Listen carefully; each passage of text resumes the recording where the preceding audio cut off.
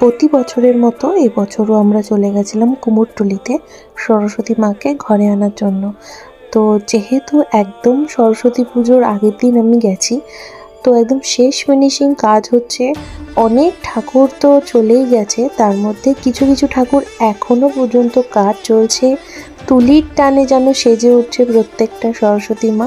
আর এই ছোট ছোট সরস্বতী মাগুলো তো অপূর্ব, কত সুন্দরভাবে কালার করছে। কিন্তু কে বলবে কালকেই কিন্তু সরস্বতী পুজো, তো আজকেই এত সুন্দরভাবে সেজে উঠেছে প্রত্যেকটা প্রতিমা। চলো তোমাদের সাথে কিছু প্রতিমার সৌন্দর্য তুলে ধরি।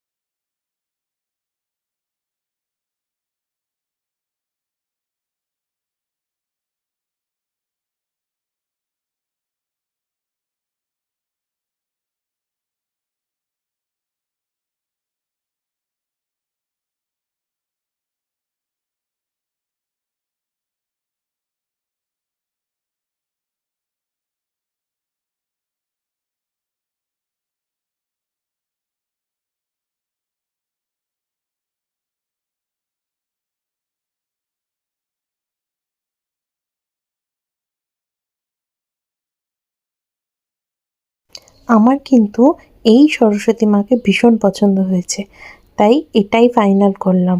চলো তোমাদের কোন মাকে বেশি পছন্দ হয়েছে সেটা কিন্তু কমেন্টে জানাতে ভুলো না।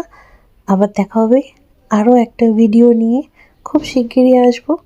জাস্ট তোমাদের সাথে একটু শেয়ার করলাম কুমোরটুলিতে সরস্বতী পুজোর সময় কত সুন্দরভাবে প্রত্যেকটা প্রতিমা তৈরি হয়।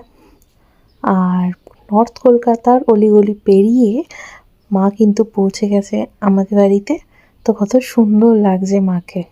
চলো দেখা হবে খুব শিগগিরই, বাই।